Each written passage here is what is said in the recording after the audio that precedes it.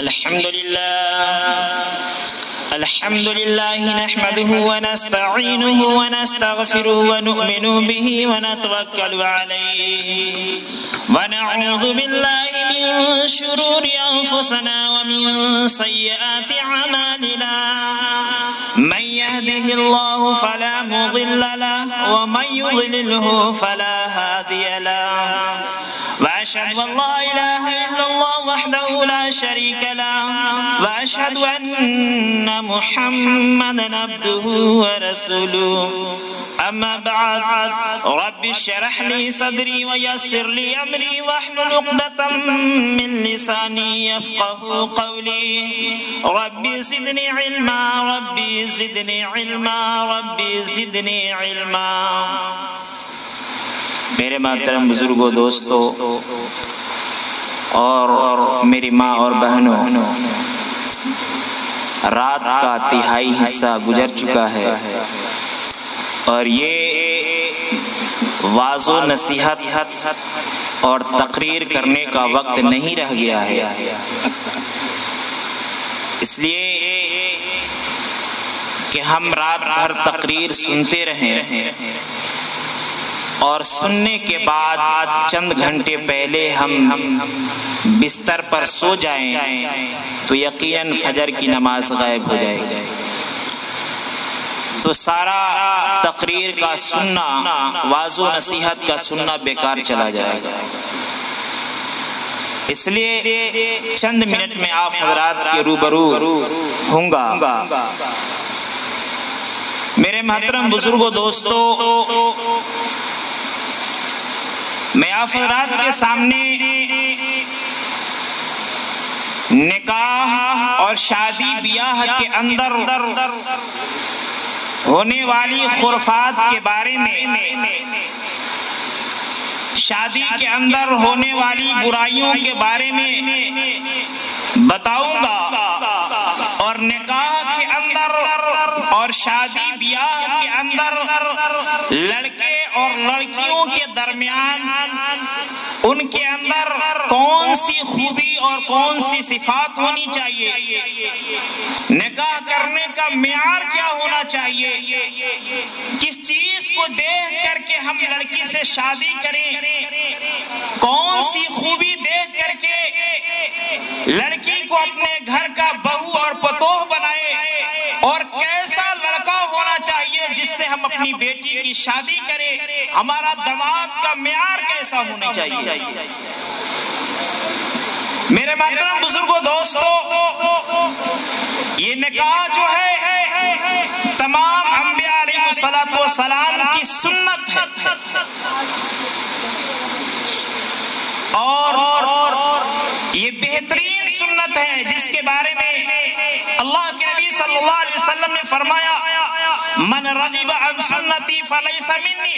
کہ جو آدمی میری سنت سے اعراض کرے گا وہ ہم میں سے نہیں ہے۔ یعنی مسلمانوں کا طریقہ نہیں ہے کہ بن بیاہی رہے، بن شادی کے رہے، یہ اسلام کا طریقہ نہیں ہے، بلکہ یہ رہبانیت ہے۔ اور اللہ کے نبی صلی اللہ علیہ وسلم نے فرمایا کہ لا رہبانیت فی الاسلام، کہ اسلام کے اندر کوئی بھی رہبانیت نہیں ہے کہ آپ شادی بیاہ نہ کریں اور جا کر کے کہیں عبادت گاہ کے اندر بیٹھ جائیں اور عبادتیں کرتے رہیں، کیونکہ اس کے اندر فتنے کا ڈر ہے۔ اس لیے اسلام نے کہا کہ یہ شادی اس آدمی کے لیے جو استطاعت رکھتا ہو اس کے لیے ضروری ہے۔ میرے محترم بزرگوں، دوستوں، اللہ کے نبی صلی اللہ علیہ وسلم نے فرمایا کہ اذا خطب الیکم من ترضون دینہ وخلقہ فزوجوہ الا تفعلوا تکن فتنۃ فی الارض وفساد عریض۔ اللہ کے نبی صلی اللہ علیہ وسلم نے فرمایا اگر تمہاری بیٹی کا پیغام لے کر کے ایک ایسا آدمی آتا ہے کہ جس کی دین سے تم راضی ہو، کہ جس کے دینداری پر تمہیں اعتبار اور بھروسہ ہے، اور جس کے اخلاق کے اوپر بھروسہ ہے، جس کے اخلاق و کردار سے تم مطمئن ہو، تو اللہ کے نبی صلی اللہ علیہ وسلم نے فرمایا کہ فزوجوہ، تو تم اس لڑکے سے شادی کر دو اپنی بیٹی کا۔ اب آگے دھیان دینے کی ضرورت ہے، اللہ کے نبی صلی اللہ علیہ وسلم نے کیا فرمایا کہ اگر جس کے تم اخلاق سے، جس کے دین سے راضی ہو، جس کے اخلاق اور دین پر تمہیں اعتبار اور بھروسہ ہو، ایسے لڑکے سے اپنی بیٹی کی شادی کر دو۔ اگر تم ایسا نہیں کرو گے تو اللہ کے نبی صلی اللہ علیہ وسلم نے فرمایا کہ زمین کے اندر فتنہ اور فساد اور لڑائیاں اور جھگڑے ہوں۔ میرے محترم بزرگوں دوستو، اس حدیث کے اندر لڑکے کا معیار اللہ کے نبی صلی اللہ علیہ وسلم نے دو چیز بتایا کہ لڑکے کو اگر ہم اپنی بیٹی کے لیے داماد تلاش کرتے ہیں تو داماد کے اندر یہ دو خوبی ہونی چاہیے، وہ داماد دیندار ہونی چاہیے، وہ داماد دیندار ہونا چاہیے اور وہ اخلاق والا ہونا چاہیے، کردار اور کیریکٹر اس کا اچھا ہو۔ ایسا داماد تلاش کرنی چاہیے اور ایسے داماد سے، ایسے لڑکے سے اپنی بیٹی کی شادی کرنی چاہیے۔ یہ تو لڑکے کی بات ہوئی، اور لڑکی کا معیار کیا ہونا چاہیے کہ جس کی بنیاد پر ہم لڑکی سے شادی کریں، جس لڑکی کو ہم اپنا بہو اور اپنا پتوہ بنائیں۔ تو اللہ کے نبی صلی اللہ علیہ وسلم نے فرمایا کہ تنکح المرأة لأربع، کہ لڑکی سے شادی چار وجوہات کی بنیاد پر کی جاتی ہے، چار وجہوں سے لڑکی سے شادی کی جاتی ہے۔ اللہ کے نبی صلی اللہ علیہ وسلم نے فرمایا کہ لمالہا، پہلی چیز کیا ہے کہ مال کو دیکھا جاتا ہے کہ لڑکی کا گھرانہ، لڑکی کا گھر، لڑکی کے پریوار مالدار ہے کہ نہیں ہے، یہ پہلی چیز لمالہا۔ اور دوسری چیز کیا ہے ولحسبہا، اور اس کے خاندان کو دیکھا جاتا ہے کہ اس لڑکی کا خاندان کیسا ہے، اس لڑکی کا گھرانہ کیسا ہے، اس لڑکی کے بھائی باپ کیسے ہیں، یہ دیکھا جاتا ہے۔ اور تیسری چیز اللہ کے نبی صلی اللہ علیہ وسلم نے فرمایا ولی جمالی، اور لڑکی کی خوبصورتی کو دیکھ کر کے شادی کی جاتی ہے کہ لڑکی خوبصورت ہے کہ نہیں ہے، بدصورت تو نہیں ہے، ناٹی تو نہیں ہے، یہ دیکھ کر عام طور پر لوگ شادی کرتے ہیں۔ لیکن تین چیز اللہ کے نبی صلی اللہ علیہ وسلم نے فرمایا، پہلی چیز کیا کہ مال، دوسرا خاندان، اور تیسرا حسن و جمال، خوبصورتی۔ لیکن ان تینوں چیزوں کے اوپر اللہ کے نبی صلی اللہ علیہ وسلم نے کامیابی قرار نہیں دیا، کامیابی کی سرٹیفکیٹ نہیں دیا، بلکہ اللہ کے نبی صلی اللہ علیہ وسلم نے فرمایا کہ ولی دینہا فاظفر بذات الدین تربت یداک، کہ تم لڑکی کے دینداری کو دیکھ کر کے اس سے شادی کرو، اپنے پتوہ بناؤ، اپنی بہو بناؤ، اس کے دین کو دیکھ کر کے، اور تم اس کے اوپر تم کامیاب ہو جاؤ۔ تو میرے محترم بزرگوں دوستو، اللہ کے نبی صلی اللہ علیہ وسلم نے لڑکی کے اندر دینداری کو کہا، دینداری کو کہا کہ اگر دیندار لڑکی ہے تو تم اپنا اس سے شادی کرو، اپنا پتوہ بناؤ، اپنی بہو بناؤ۔ اگر وہ دیندار نہیں ہے، چاہے وہ کتنی ہی خوبصورت کیوں نہ ہو، چاہے وہ اس کا گھرانہ کتنا ہو مالدار کیوں نہ ہو، اس کا گھرانہ کتنا ہو حسب نسب والا کیوں نہ ہو، لیکن تم اس سے شادی مت کرو، کامیابی اس کے اندر نہیں۔ لیکن میرے محترم بزرگوں دوستو، آج معاشرے میں کیا ہو رہا ہے؟ آج معاشرے میں کیا ہو رہا ہے؟ ہم لڑکی کو تو دیندار تلاش کرتے ہیں برائے نام،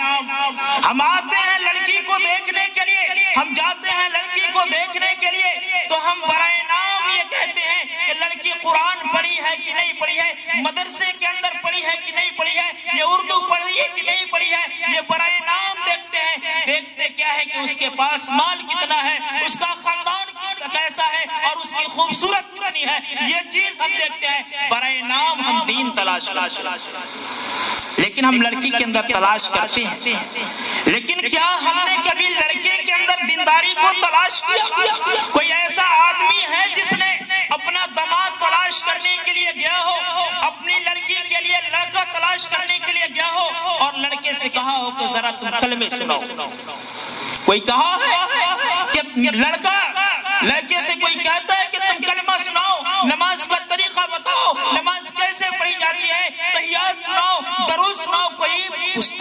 نہیں پوچھتا ہے، جیسا ہو چلا جائے گا، چل جائے گا۔ لڑکی کے اندر دینداری تلاش کرتے ہیں، لیکن لڑکا کیسا ہو، اسے نماز پڑھنا آتا ہو یا نہ آتا ہو، وہ نماز پڑھتا ہو چاہے نہ پڑھتا ہو، وہ شریعت کی پابندی کرتا ہو چاہے نہ کرتا ہو، لیکن چلے گا وہ، لیکن لڑکی نہیں چلے گی۔ یہ دورہ معیار، یہ دورہ معیار کیا؟ جبکہ اللہ کے نبی صلی اللہ علیہ وسلم نے فرمایا کہ لڑکے کے اندر بھی دینداری تلاش کرو اور اس کے اخلاق اور کردار کو دیکھو تو اس کا اخلاق اور کردار کیسا ہے۔ لیکن میرے محترم بزرگوں دوستو، یہ نہیں، آج سب سے بڑی چیز جو تلاش کی جا رہی ہے کہ لڑکی والا جہیز کتنا دے رہا ہے۔ آپ کان کھول کر سنیں میرے بھائی، لڑکی والا جہیز کتنا دے رہا ہے۔ لڑکی پسند کر لیتے ہیں، کہتے ہیں کہ لڑکی ہمیں منظور ہے، لڑکی ہمیں اچھی ہے، لیکن اگر جہیز کا معاملہ نہیں بنتا ہے، جہیز نہیں پڑتا ہے، تو چاہے لڑکی کتنا ہو دیندار کیوں نہ ہو، لڑکی چاہے کتنا ہو خوبصورت کیوں نہ ہو، لیکن وہ معاملہ نہیں بنتا ہے، اس لڑکی کا پیغام ختم ہو جاتا ہے۔ ایسا ہے کہ نہیں میرے بھائی؟ ایسا ہے کہ نہیں ہے؟ ہر آدمی اپنے گریبان کے اندر جھانکے کہ ایسا ہمارا سماج ہے کہ نہیں ہے۔ لاکھ تلاش کرتے ہیں، قرآن پڑھواتے ہیں، اردو پڑھواتے ہیں، نماز کے طریقے پوچھتے ہیں، اس کی خوبصورتی بھی دیکھ کر کے قبول کر لیتے ہیں، لیکن جہاں جہیز کا معاملہ آتا ہے سارا کا سارا ختم ہو جاتا ہے۔ میرے محترم بزرگوں دوستو، یہ جہیز ایک ایسی برائی ہو گئی ہے، ایک جہیز ایسا کیڑا بن چکا ہے جو ہمارے سماج کو کھوکھلا کرتا ہوا نظر آ رہا ہے، جس سے ہمارا سماج برباد ہوتا ہوا نظر آ رہا ہے، جس کے لپیٹ میں ہمارا سماج آ کر کے نہ جانے کتنی بہن اور بیٹیاں خودکشی کر لیتی ہیں، نہ جانے ہماری کتنی بہن اور بیٹیاں بن بیاہی بیٹھی ہوئی سالوں سالہ گزار دیتی ہے، وہ غلط قدم اٹھاتی ہے، غیروں کے ساتھ بھاگ جاتی ہے۔ میرے محترم بزرگوں دوستو، اس کا ذمہ دار کون ہوگا کل قیامت کے دن؟ ہماری جہیز لینے کی وجہ سے ہم نے جو غلطیاں کی، ایک لڑکی کے باپ کے پاس جہیز دینے کے لیے پیسے نہیں، اس کے پاس روپے نہیں، سامان دینے کے لیے طاقت نہیں ہے، اس کی لڑکی کو کوئی اٹھاتا نہیں ہے، اس کی لڑکی کو کوئی قبول نہیں کرتا ہے، وہ لڑکی خدا نہ خواستہ ایسی میری بہن اور بیٹیاں ایسی نہ کرے، خدا نہ خواستہ اگر اس نے غلط قدم اٹھا دیا، ناجائز قدم اٹھا لیا، تو اس ناجائز کے اندر یہ جہیز خور بھی شریک ہے، یہ بھی گناہگار ہوں گے۔ اس لیے میرے محترم بزرگوں دوستو، اپنے سماج سے اس جہیز کو ختم کرنا، اپنے سماج سے اس ناسور کو ختم کرنا ہوگا، اس کیڑے کو زہر دے کر کے مارنا ہوگا، ورنہ ہمارا سماج برباد ہو جائے گا۔ میرے محترم بزرگوں دوستو، یہ ایک ایسی چیز ہے کہ اگر لڑکے والے نے لڑکی کے باپ سے اگر چند روپیہ بھی لے لیا،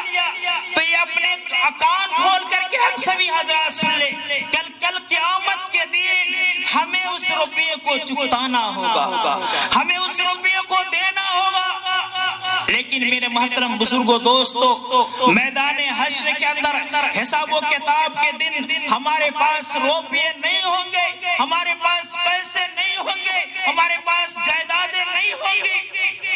ہمارے پاس وہاں اعمال ہوں گے جو ہم نے دنیا کے اندر کیے، ہمارے پاس اعمال ہوں گے جو ہم نے دنیا کے اندر کیے ہوں گے، وہی اعمال ان پیسوں کی شکل میں چکتا کیا جائے گا۔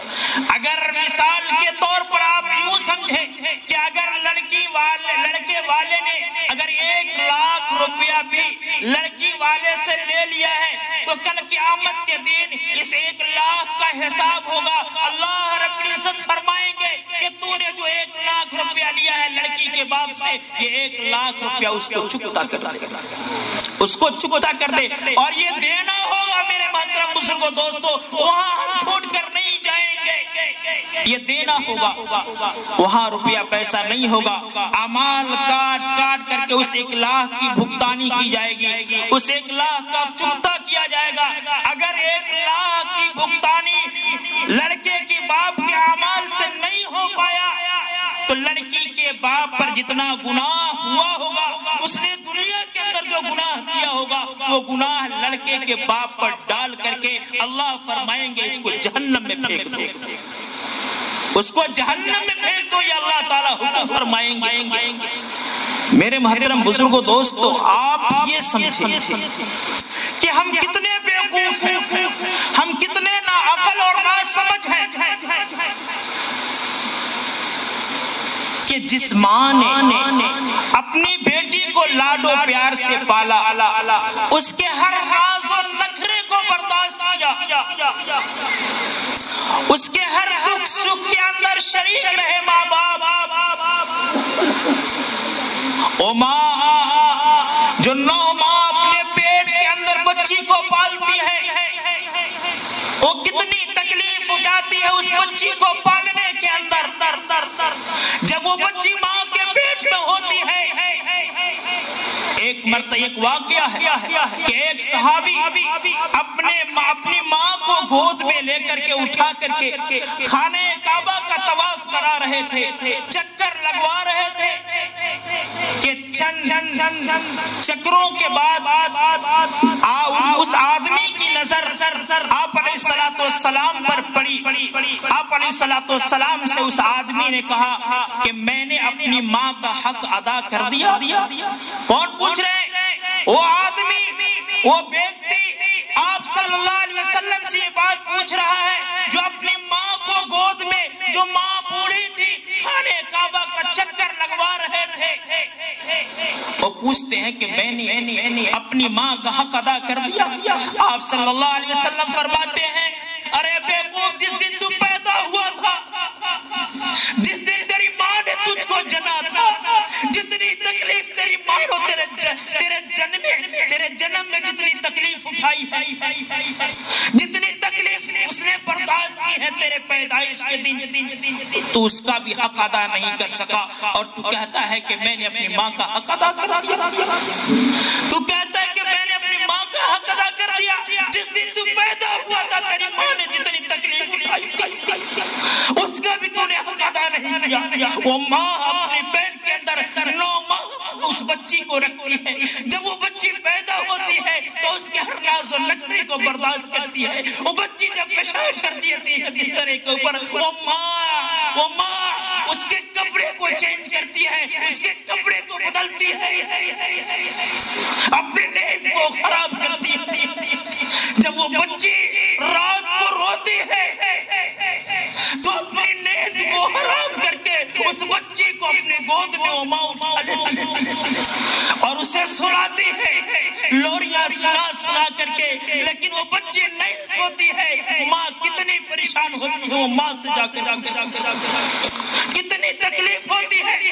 جب وہ بچی کچھ بڑھتی ہے، پلتی ہے، جب وہ جوانی کے قریب ہوتی ہے، جب وہ اس لائق ہوتی ہے کہ ماں باپ کی خدمت کر سکے، ماں باپ کا ساتھ دے سکے، جب وہ اس لائق ہوتی ہے،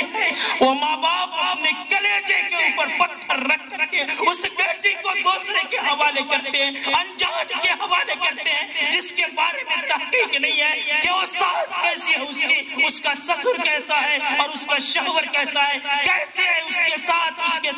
اور سسر اور اس کا شوہر بہوار اور سلوک کریں گے، یہ اس کو پتا نہیں ہے۔ لیکن وہ باپ اپنے پتھر کلیجے پر پتھر رکھ کر کے اپنی بیٹی کی بدائی کرتی ہے۔ وہ بیٹی اپنے گھر کو پکڑ کے روتی ہے، اپنی ماں کی آنچل کو پکڑ کر روتی ہے، اپنے باپ کے دامن کو پکڑ کر روتی ہے،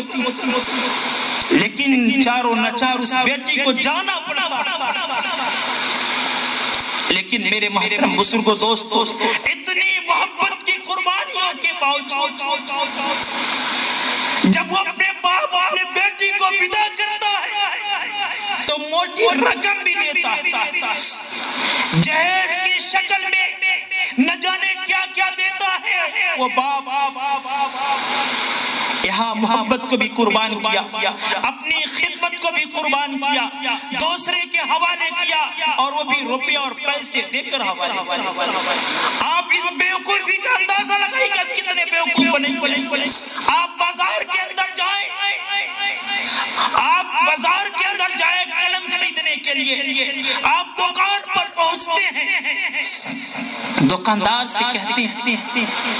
कि ये कलम दे दीजिए मुझे, और मैंने ये कलम लिया है, तो आप इस कलम का जो कीमत बनती है 5 रुपये नेपाली, आप वो 5 रुपया भी मुझे दे दीजिए। अगर आप दुकान पर गए बाइक खरीदने के लिए, दुकानदार से कहते हैं आप कि मुझे बाइक दीजिए, और बाइक का जो 1.5 लाख 2 लाख बनता है वो पैसा भी मुझे दीजिए, तो दुकानदार क्या कहेगा कि ये कितना बेवकूफ आदमी, ये कलम अपने यूज के लिए खरीद रहा है, ये कलम अपने इस्तेमाल के लिए खरीद रहा है, ये कलम अपने फायदे के लिए खरीद रहा है, बाइक पर सवार होगा ये, बाइक का फायदा उठाएगा ये, मोटरसाइकिल चलाएगा ये, और पैसा भी मुझसे मांग रहा, पैसा भी मुझसे मांग रहा है। धक्के मार करके वो दुकानदार उस आदमी को भगा देगा। लेकिन हमारी बेवकूफी देखिए कि हम दूसरे की बेटी को लेने के लिए दूसरे के दरवाजे पर जाते हैं। वो बाप अपनी मोहब्बत को कुर्बान करके, अपनी खिदमत को कुर्बान करके अपनी बेटी को हवाले करता है, तो ये आदमी पैसे भी मांगता है, ये आदमी पैसे भी मांगता है। अरे बेटी को उसने दिया है तुम्हारे घर, वो तुम्हारे बेटे की खिदमत करेगी, वो तुम्हारे माँ की खिदमत करेगी, वो तुम्हारे बाप की खिदमत करेगी, वो तुम्हारे लिए खाना बनाएगी, वो तुम्हारे कपड़े धोएगी, तुम्हारे बच्चों की गंदगियां साफ करेगी। तूने अपने यूज के लिए, अपने फायदे के लिए लड़की को ला रहा है, तो वहां तुम पैसे क्यों मांगते हो मेरे भाई? वहां तुम दहेज क्यों मांगते हो? अकल में आ रही है? ये बात समझ में आ रही है? आप दुकानदार के पास जाएंगे तो दुकानदार आपको धक्के मारकर भगा देगा कि ये कितना बेवकूफ है कि मुझसे सामान भी मांग रहा है और पैसे भी मांग रहा है। तो यहाँ बेवकूफी नजर नहीं आती कि दूसरे की बेटी भी मांग रहे हैं और उसे पैसा भी मांगे। ये कितनी बेवकूफी है मेरे भाई। इसलिए मेरे मोहतरम बुजुर्गों, दोस्तों, आप जहेज जैसी बुरी चीज को छोड़िए, यह अज़्म कीजिए, ये पुख्ता इरादा कीजिए इस मजलिस के अंदर कि ऐसी बुरी चीज को कभी भी अपनी जिंदगी के अंदर आने नहीं देंगे। हम अपने बेटों की शादी करेंगे, हम कभी जहेज नहीं लेंगे, क्योंकि जहेज दुनियावी एतबार से भी खराब है। अगर ये शिकायत सरकार के अंदर बात चली जाए कि फलाने आदमी ने अपनी बेटी की शादी की है, फलाने आदमी ने अपने बेटे की शादी की है और उस आदमी ने अपने बेटे की शादी में जहेज मांगा है, तो सरकारी एतबार से भी उसको जेल है, 3 साल शायद की जेल है। तो सरकार के नजर में भी, शरीयत के नजर में भी, कुरान व हदीस के रोशनी में भी आप हर तरह से मुजरिम हैं, और ये समाज के अंदर बिल्कुल फैला हुआ है। इसको कोई बुरा नहीं समझता।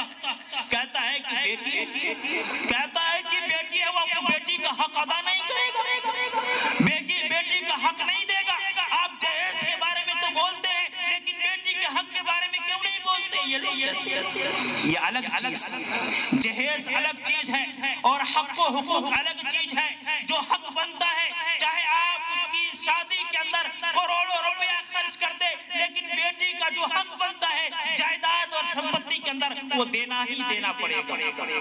आप चाहेंगे कि जहेज की शक्ल में आप अपनी बेटी का हक और हिस्सा दे दे, ये हो नहीं सकता, ये जायज नहीं,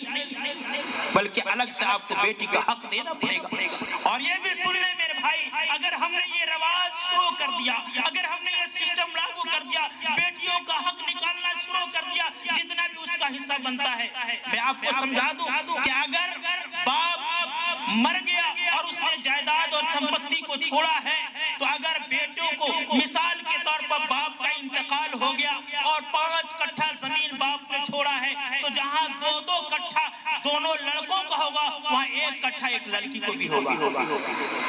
अगर 5 लाख रुपया छोड़ा है तो 2 लाख 4 लाख दोनों लड़कों को मिल जाएगा, 2-2 लाख कह करके, और 1 लाख लड़की का हिस्सा हुआ। अगर आप ये निकालना शुरू कर दे तो कोई जहेज का भिखारी, इंटरनेशनल भिखारी इसको कहा जाए तो कोई बड़ी बात नहीं है। ये लोग इंटरनेशनल भिखारी हैं, ये तकब्बुर और घमंड में पैसे मांगते हैं, कहते हैं कि मेरा बेटा तो इंजीनियर है, मेरा बेटा तो डॉक्टर है, पढ़ाई के अंदर इतना लगा है रुपया। अरे कभी हम अपने अकल पर भी तो जोर दें। आपने अपने बेटे को इंजीनियर बनाया, आपने अपने बेटे को डॉक्टर बनाया, आपने अपने बेटे को मास्टर बनाया, بنایا تو کمائے گا تو کس کے پاس جائے گا؟ کیا وہ بیٹی کے باپ کے پاس جائے گا؟ کیا وہ بیٹی کے ماں کے پاس جائے گا؟ کیا بیٹی کا گھر اس سے آباد ہو جائے گا؟ کمایا اس نے آپ کے لیے کمایا، پڑھایا ہے اپنے فائدے کے لیے، تو تم بیٹی پر بوجھ کیوں بنتے ہو؟ بیٹی کے باپ پر کیوں بوجھ بنتے ہو؟ میرے بھائی یہ دماغ تو لگائیے آپ، ہم کہاں جا رہے ہیں، کیا سوچ رہے ہیں؟ میرے محترم بزرگوں دوستو، اس برائی کو ختم کیجئے، رات کا وقت کافی حصہ گزر چکا ہے میرے محترم بزرگوں دوستو۔ ایک چیز یہ ہے کہ آج میری ماں اور بہنیں جو ہیں اپنی بیٹیوں کو پڑھائے، اور پڑھانے والے لوگ بھی یہ کان کھول کر سن لیں کہ صرف تعلیم کافی نہیں ہے، کیونکہ سننے میں آتا ہے کہ لڑکی بہت پڑھی لکھی ہے، بہت پڑھی لکھی ہے، لیکن نہ اپنی ساس کی خدمت کرتی ہے، نہ اپنے شوہر کی خدمت کرتی ہے، نہ اپنے سسر کی خدمت کرتی ہے، اور کہتی ہے کہ میں پڑھی لکھی ہوں، قرآن اور بحثی زبر اور کیا کیا پڑھی ہوں۔ پتہ یہ چلا کہ صرف علم کافی نہیں، شکشا کافی نہیں ہے، تعلیم کافی نہیں ہے، بلکہ تعلیم کے ساتھ ساتھ تربیت ضروری ہے۔ تعلیم کے ساتھ ساتھ، علم کے ساتھ ساتھ، قرآن کے ساتھ ساتھ تربیت بھی ضروری ہے۔ اس بیٹی کو ہر اس راستے کو بتلانا ضروری ہے جس سے وہ کامیاب ہو جائے۔ آج یہ بات شکایت سننے میں آتی ہے کہ آج کی بہویں جو ہے وہ اپنی ساس کی خدمت نہیں کرتی ہے، اور ساس اور بہوؤں کے اندر نہیں بن رہی، کیونکہ ہم نے پہلے ہی تو جہیز لے لیا ہے، پہلے ہی ہم نے غلط کر دیا ہے، تو یہ تو معاملہ ہونا ہی ہونا ہے۔ لیکن میرے محترم بزرگوں دوستو، یہ بات سن لیں، میری ماں اور میری بہنیں سن لیں، یہ ساری خرابیاں جانتے ہیں کیوں؟ ایک ہوتا ہے کہ جس چیز پر ہم لگانی کریں گے، آپ کو ہر چیز ایگزامپل سے، مثال کے طور پر میں بتاؤں گا، جس چیز پر آپ لگانی کریں گے اس سے محبت زیادہ ہوتی ہے۔ یہ بات ذہن نشین کر لے آپ 10,000 15,000 20,000 کے موبائل خریدتے ہیں، لیکن بڑی حفاظت کے ساتھ اسے رکھتے ہیں، بڑی حفاظت کے ساتھ اسے رکھتے ہیں۔ کیوں اتنی اس کی حفاظت کرتے ہیں؟ کیونکہ آپ کی محنت کا پیسہ اس کے اندر لگا ہوا ہے، اس لیے آپ اس کی حفاظت کرتے ہیں۔ آج ہمیں دنیا اتنی پیاری کیوں لگ رہی ہے؟ یہ دنیا ہمیں اتنا پسندیدہ کیوں لگ رہی ہے؟ جانتے ہیں کیوں؟ کیونکہ سارا انویسٹمنٹ، سارا خرچہ، ساری چیز ہماری اس دنیا کے اوپر لگ رہی ہے، اس لیے ہمیں یہ دنیا اچھی لگ رہی ہے۔ دین کے اوپر ہمارا نہ جان قربان، نہ ہماری مال قربان، نہ ہمارا وقت قربان، اس لیے ہمیں نہ دین کی باتیں اچھی لگتی ہیں، اور نہ دیندار اچھے لگتے ہیں، نہ ہمیں اسلام اچھا لگتا ہے۔ میں ایک واقعہ بتاؤں گا، اس واقعے سے سارا معاملہ حل ہو جائے گا۔ کہ ایک ایک لڑکی تھی، اس کی شادی ہو گئی، میاں بیوی بہت خوشی سے رہنے لگے، وقت گزارنے لگے، لیکن روز اس کی ساس اس کی ہر بات پر ٹوکتی تھی، ہر بات میں آڑاغا لگاتی تھی، ہر بات میں اس کو ٹوکتی تھی، جھاڑتی تھی، ڈپٹتی تھی۔ اب یہ بات اس بہو کو، یہ بات اس لڑکی کو برا معلوم ہونے لگا، اس کو خراب معلوم ہونے لگا۔ اب یہ سوچنے لگی کہ یہ بوڑھی مر جائے، یہ بلا ختم ہو جائے، یہ دعائیں کرنے لگی کہ اللہ اس بوڑھی کو اٹھا لے تاکہ مجھ سے یہ مصیبت ختم ہو جائے، یہ روز کی جھگڑے اور روز کی لڑائیاں ختم ہو جائے، یہ دعائیں کرنے لگی وہ لڑکی۔ وہ ایک دن بوڑھی، ایک دن اس کی ساس بیمار پڑ گئی، وہ لڑکی اپنی ساس کو لے کر کے ایک حکیم صاحب کے پاس پہنچے، ایک ڈاکٹر صاحب کے پاس پہنچنے کے بعد اکیلے میں ڈاکٹر صاحب سے وہ لڑکی کہتی ہے کہ ڈاکٹر صاحب، یہ میری ساس جو ہے نا بہت خراب ہے، مجھے بہت تنگ کرتی ہے، مجھ سے لڑائیاں کرتی ہے، مجھ سے جھگڑے کرتی ہے، ہر بات پر ٹوکتی ہے، مجھے مارتی ہے۔ آپ کوئی ایسی دوا دے دیجئے کہ یہ بوڑھی مر جائے، کوئی ایسی دوا دے دیجئے کہ یہ بوڑھی مر جائے۔ ڈاکٹر صاحب حکیم تھے، بہت ہوشیار اور سمجھدار تھے. انہوں نے یہ سوچا کہ معاملہ کچھ اور ہے. ڈاکٹر صاحب نے اس لڑکی سے کہا کہ دیکھو ٹھیک ہے، ہم دوائی تو دے دیں گے، یہ بوڑھی مر جائے گی، لیکن ہم دوائی ایسی دوا دیں گے کہ اگر فوراً یہ عورت کھا لے اور مر جائے تو لوگ شک کریں گے کہ اس نے زہر دے دیا ہے اپنی ساس کو، جس کی وجہ سے یہ مر گئی ہے اور تم پھنس جاؤ. ڈاکٹر صاحب نے کہا کہ میں سلو پوائزن والی دوا دے دیتا ہوں، دوا دے دیتا ہوں جو دھیرے دھیرے کام کرے گی، جو دھیرے دھیرے کام کرے گی، اور اس کو مرنے میں اور دوائی کو سیٹ کرنے میں سال بھر لگ جائے گا، دوائی کو سیٹ کرنے میں سال بھر لگ جائے گا. اس اور لڑکی نے کہا کہ ٹھیک ہے، یہ بڑھیا بات ہے، لوگ مجھ پر شک بھی نہیں کریں گے اور سال بھر میں یہ مر جائے گی. لیکن ڈاکٹر صاحب نے کہا کہ سال بھر تک تمہیں اس کے ساتھ رہنا ہوگا، اس کے ساتھ رہنا ہوگا، ہر وقت اس کے پاس رہنا ہوگا، اس کی دوا، اس کو دوا دینی پڑے گی، اس کو کھانا دینا پڑے گا، اس کی خدمت کرنی پڑے گی، پیر دبانا پڑے گا، بدن کی مالش کرنی پڑے گی، بدن کی مالش کرنی پڑے گی. اس لڑکی نے کہا کہ ڈاکٹر صاحب سب ٹھیک ہے، میں سال بھر تک یہ ساری باتیں سہ لوں گی، سال بھر کے بعد تو مر ہی جائے گی، میں آزاد ہو جاؤں، میں آزاد ہو جاؤں گی. دوا لے کر کے وہ لڑکی گھر چلی آئی اور ماں کی، اپنے ساس کی خدمت کرنے لگی، وقت پر دوائیاں دینے لگی، وقت پر کھانا دینے لگی، ان کے کپڑے دھونے لگی، ان کے بدن پر مالش کرنے لگی. آہستہ آہستہ اب اس لڑکی کو ماں سے محبت ہو گئی، آہستہ آہستہ اس لڑکی سے محبت، ماں سے، اس لڑکی کو ساس سے محبت ہو گئی. اب جب سال قریب ہونے لگا تو اب یہ لڑکی سوچتی ہے کہ یہ میری ساس تو مر جائے گی. یہ فوراً ڈاکٹر صاحب کے پاس جاتی ہے اور کہتی ہے ڈاکٹر صاحب آپ اب کوئی ایسی دوا دے دیجئے کہ جس سے میری ساس نہ مرے، میری ساس نہ مرے، کوئی ایسی دوا دے دیجئے. ڈاکٹر صاحب نے کہا کہ میں نے کوئی دوا دی ہی نہیں، میں نے کوئی دوا دی ہی نہیں تھی، میں نے ایسے ہی دوا دے دی تھی جس کا کوئی سائیڈ ایفیکٹ نہیں تھا، کوئی خرابی نہیں اس سے ہوتی، میں نے وہ دوا دے دی تھی. بات جانتی ہو کیا ہے کہ پہلے تم اپنی ماں کے لیے وقت نہیں نکالتی تھی، اپنی ساس کے لیے وقت نہیں نکالتی تھی، اس لیے تمہاری ساس کی ہر بات تمہیں بری لگتی، تمہیں بری لگتی تھی، اس کا ڈانٹنا، اس کا ڈپٹنا، اس کا جھگڑنا، اس کا لڑنا، یہ سب تمہیں بری لگتی تھی. اب جب تم نے وقت دینا شروع کر دیا، اس سے محبت بڑھ گئی اور ماں کو بھی خدمت ملنے لگا، تو ماں بھی ساس بھی تمہاری نہیں جھگڑ رہی ہے اور تم بھی اس سے جھگڑے نہیں کر رہی. کیا نکلا اس سے نتیجہ؟ کہ سب سے بڑی چیز ہے کہ آج ہم وقت نہیں دیتے.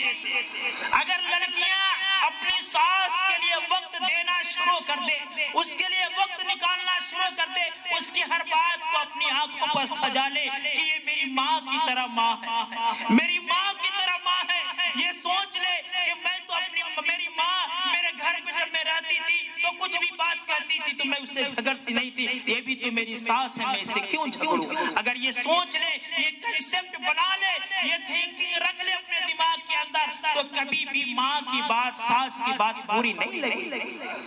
کبھی بھی بری نہیں لگے گی. اس لیے میرے ماں اور بہنوں، اگر آپ ساس ہیں تو ہر بات کے اوپر بہو کو نہ ڈانٹے، نہ ڈپٹے، بلکہ اس کو اپنی بیٹی کی طرح دیکھے، بیٹی کی طرح رکھے. جو چیز آپ اپنی بیٹی کے لیے پسند کرتے ہیں، آپ اپنی بہو کے لیے وہی چیز پسند کریں. آج ہمارا سماج یہ ہو چکا ہے، اگر ہمارا بیٹا اپنی بیوی کے لیے اگر کوئی چیز لاتا ہے، کوئی روپیہ پیسہ دیتا ہے، تو ہمیں یہ بات بری لگتی ہے. اگر وہی چیز داماد اس کی بیٹی کو دیتا ہے تو یہ بات اچھی لگتی ہے کہ نہیں ایسا؟ تو اپنی بیٹی کے لیے بات پسند کرتی ہو اور اپنی بہو کے لیے بات نہیں پسند کرتی. اس لیے ماں کے اندر بھی، بہو ساس کے اندر بھی یہ سوچ ہونی چاہیے کہ ہم اس کو بیٹی کی طرح رکھیں، اور پتوہ کو بھی یہ سوچ ہونی چاہیے، ایک لڑکی کی بھی یہ سوچ ہونی چاہیے کہ ہم اس کو اپنی ماں کی طرح سمجھیں، اپنے سسر کو باپ کی طرح سمجھیں، تب جا کر کے معاملہ درست ہوگا۔ اللہ تعالیٰ سے دعا ہے کہ اللہ تعالیٰ ہم سب کو سننے سے زیادہ عمل کی توفیق عطا فرمائے۔ یہ جلسے جو جلوس ہوتے ہیں یہ صرف سننے کے لیے نہیں ہوتے ہیں، یہ قرآن و احادیث کے پیغام ہوتے ہیں، قرآن و احادیث کے پیغام ہوتے ہیں، یہ مسلمانوں کے لیے ایک خزانہ ہے، مسلمانوں کے لیے خزانہ ہے۔ اللہ تعالیٰ نے قرآن مجید کے اندر مسلمانوں کی خوبی اور صفت بیان کی ہے کہ جب ان کے سامنے قرآن مجید کی تلاوت کی جائے، قرآن مجید کا پیغام دیا جائے، قرآن مجید کا احکام بیان کیا جائے تو ان کا ایمان بڑھ جائے اور ان کا دل ڈر جائے، ان کا ایمان بڑھ جائے اور دل ڈر جائے۔ اور پتہ کیسے چلے گا کہ ہم نے جو آج تقریر سنی ہے، جو ہم نے قرآن و حدیث کی بات سنی ہے، اس سے ہمارے ایمان کے اندر اضافہ ہوا ہے، ہمارا دل ڈر گیا ہے۔ جب آپ گھر جانے کے بعد اس پر عمل کرنے لگیں گے تو پتہ چلا کہ آپ کا ایمان بڑھ گیا ہے اور آپ کا دل ڈر گیا ہے۔ اللہ تعالی ہم سب کو قرآن و حدیث پر عمل کرنے کی توفیق عطا کرے اور اپنی زندگی کے اندر قرآن و حدیث کو فالو کرنے کی توفیق عطا فرمائے۔ وآخر دعوانا الحمدللہ رب العالمین۔